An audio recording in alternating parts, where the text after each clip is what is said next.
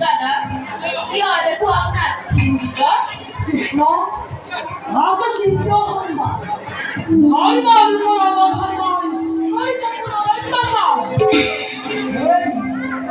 এই পাতাল দত্ত পক্ষকে সংগঠন করা হতাবি নাগপুর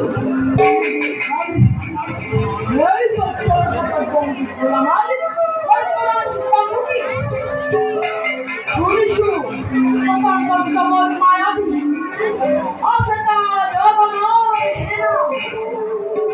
সর্বসর্বর দেবতায়ু করে নাই সাহস এই দত্ত মানুষকে উদ্ধার করব এই ভগবান ময়ূর পাইছি দাদা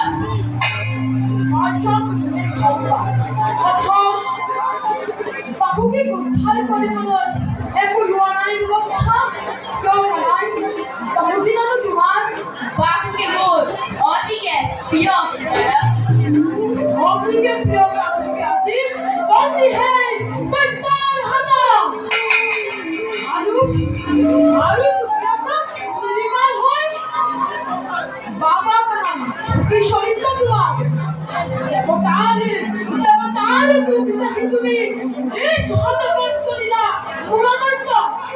আৰু বাহুকে ক্ষেত্ৰত শিশু খেলক দেখি তুমি ৰান্ধিলা ভাত আৰু খেলক দেখিয়েই সকলোৰে মনত নাই মোৰ বা আপোনাৰ হাতত তাৰ লিখন মতে হ'ব তাৰ বাবুলি নকৰিব চিন্তা বাবুকে মোক জনম লভিলে মৰততে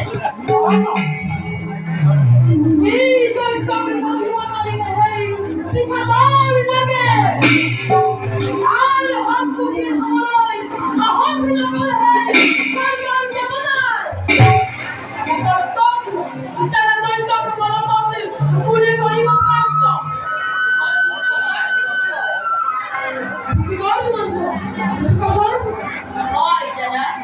জনাব লইছে তারা আর পৌরবের আনতে পিতা দেওর পুত্রই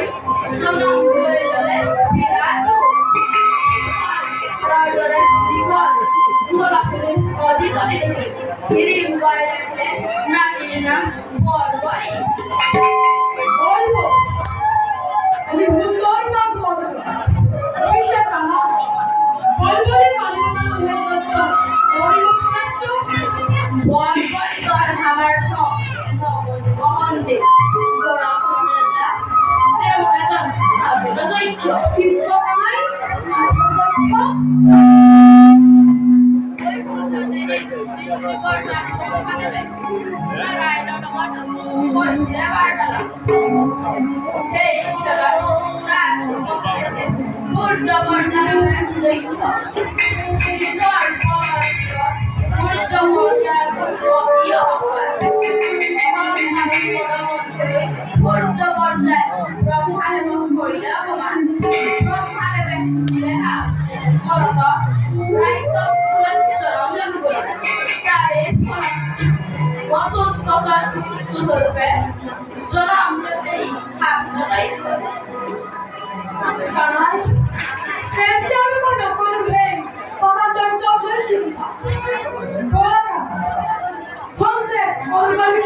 বলো দাদা